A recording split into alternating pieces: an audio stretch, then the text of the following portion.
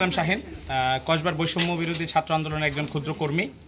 তো আমি দীর্ঘদিন যাবৎ এই বিষয় নিয়ে কথা বলতে চাচ্ছি। বিগত সরকার থাকার কারণে যে তথ্যগুলো আমি পেয়েছি সেই তথ্যগুলো দেওয়া আমার সম্ভব হয় নাই, আমার জীবন হুমকিনাশক ছিল। তো সেই জন্য এখন যেহেতু সুযোগ হয়েছে রাষ্ট্রীয় সম্পদ রক্ষা করার এবং কথা বলার, সেই জন্য আমি সেই বিষয় নিয়ে কথা বলছি।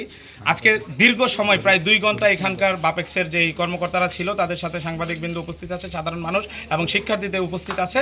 সেই বিষয় নিয়ে আমরা কথা বলে তাদের থেকে কোনো সুনির্দিষ্ট তথ্য আমরা পাচ্ছি না। এখন যে তথ্যটা আমি দিচ্ছি, প্রথমত এখানে 2018 সালের মার্চ মাসে এখানে ড্রিলিং এবং খনন কাজ শুরু করা হয়। দীর্ঘ 3 মাস ড্রিলিং করার পরে গ্যাস পাওয়ার পরে তারা আমাদেরকে জানানো হয় যে এখানে সম্ভাবনাময় অনেক গ্যাস আছে। কিছুদিন পরে আরেকটি বার্তাতে তারা জানিয়ে দেয় যে এখানে গ্যাস পাওয়া যাবে না বা নেই, প্রোডাকশনেবল না, মানে এখান থেকে গ্যাস উত্তোলন হয়ে জাতীয় গ্রিডে যোগ হবে না। আমাদের রিগটা দীর্ঘ 5 বছর দাঁড়িয়ে ছিল এখানে। আমরা দেখতে পাচ্ছি আমাদের সীমান্তর খুব কাছেই, 500 মিটারের খুব কাছেই সীমান্ততে আরেকটি রিগ তারা তুলে ওইখান থেকে গ্যাসের ড্রিলিং এবং গ্যাস উত্তোলনের কাজ চলছে। আমাদের এই গ্যাসকূপটি বন্ধ। এই বন্ধ আমাদের জনমানুষ এবং সাধারণ মানুষের ভিতরে প্রশ্ন জাগে যে এই গ্যাসকূপটি যদি বন্ধ হয়, দীর্ঘ 7 বছর তারা কি করেছে। আমরা যখন মাঠ পর্যায়ে এসে তদন্ত করে দেখি এখানে নতুন, আমার জানা মতে 70 কোটি টাকার প্রোডাক্ট এখানে নতুন করে ঢুকছে এবং এই বিষয়গুলো 3 মাস আগে 70 কোটি টাকার প্রোডাক্ট ঢুকছে এবং এই বিষয়গুলো আমরা কথা বলেছি, অফিসাররা বলছে হ্যাঁ প্রোডাক্ট ঢুকছে। এখন তারা বলছে এখানে একটি পুরাতন রিগকে মেনটেনেন্স করে তারা অন্য জায়গায় স্থানান্তর করবে, তা আসছে।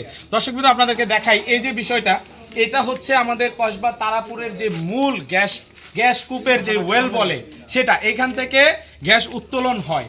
এখন তারা যে রিগটা মেনটেনেন্সের কথা বলতেছে, দেখেন এটাকে মিড পয়েন্টে রেখে এই রিগটা এখানে দাঁড়া করানো হবে এবং গ্যাস উত্তোলন হবে।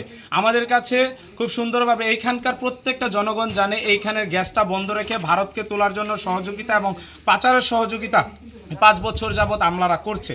তাদের 2টা চুক্তি ছিল, একটি গোপন সূত্রে জানা যায়, একটি 5 বছরের এবং একটি 3 বছরের।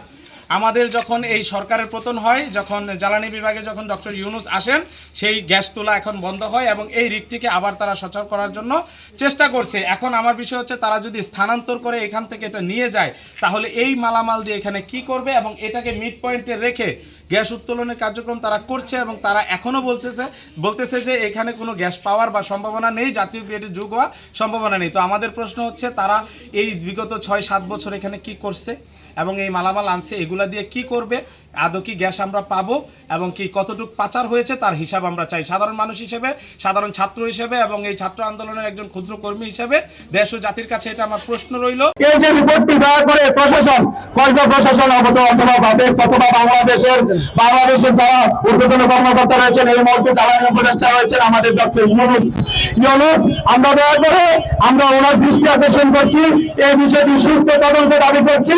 কসবাবাসীর প্রতিনিধি হয়ে আমি সবার দাবি উত্থাপন করছি। দয়া করে ডক্টর ইউনুস স্যার এটি দেখবেন এবং কসবাসীকে এটি সুন্দর করে দেখবেন, আমরা যাতে এটাকে সমাধান করতে পারি। আজকে